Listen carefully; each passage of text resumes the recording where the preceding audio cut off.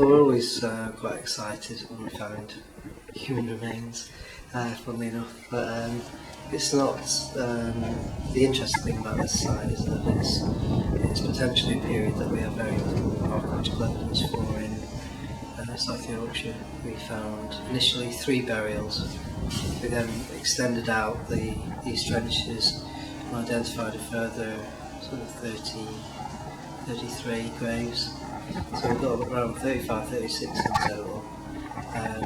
The work that's been undertaken as part of the planning process. As part of the redevelopment of the school, they have to undertake some archaeological work just to make sure there's nothing on the site. And that's when it was in the initial testing that this material turned up. The condition of the bones, as you can understand, with them being sort of a couple of thousand years old, they're not in the best nick, and some worse than others. And obviously the soil conditions also have an effect on the condition of the bone. So some of the burials you get only the main elements surviving, sort of arms, legs, and the skull, but the sort of vertebrae and the spine is pretty much gone. What we may do later on is date some of the bones, and that'll go for radiocarbon dating. So those will be sent to a lab for special analysis, and that process normally takes a few months. So provide us with hopefully a very accurate date of plus or minus 100 years as to when the burials, when the people were actually around. So.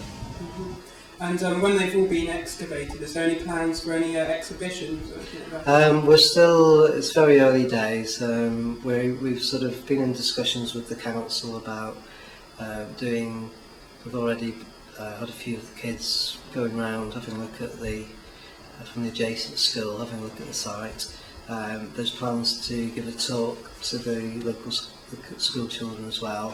And yes, potentially we'll have to talk to Doncaster Museum about what they may want to do at a later date, whether it's sort of small exhibition or sort of posters, that sort of thing, or whether they actually want to display some of the remains as well. We've had very little what we call grave goods with the burials. We've had 1 or 2 knives, quite small, sort of almost like a penknife type size, which were placed around the waist or on one side of the skeleton, and that's quite characteristic of Anglo-Saxon burials as well.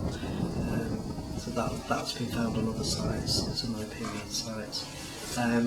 We had the only other finds we had 1 whetstone, which is a sharpening stone you can sharpen the knife on, and a small copper object as well. So there's actually very little with the bodies.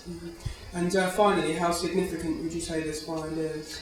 If it's the period we think it is, and we've still got to confirm that by dating, then it's probably, well, it is the first cemetery of that date found in South Yorkshire. So locally it's very significant, or regionally as well.